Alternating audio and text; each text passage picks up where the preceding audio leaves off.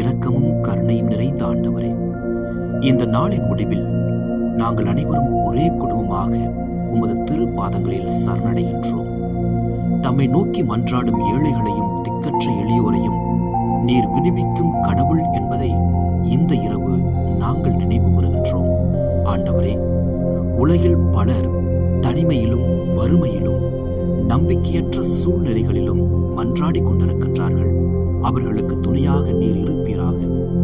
வறியோருக்கும் ஏழைகளுக்கும் இரக்கம் காட்டும் தந்தையே, அவர்களின் உயிரை உமது கரங்களில் பாதுகாத்தருளும்.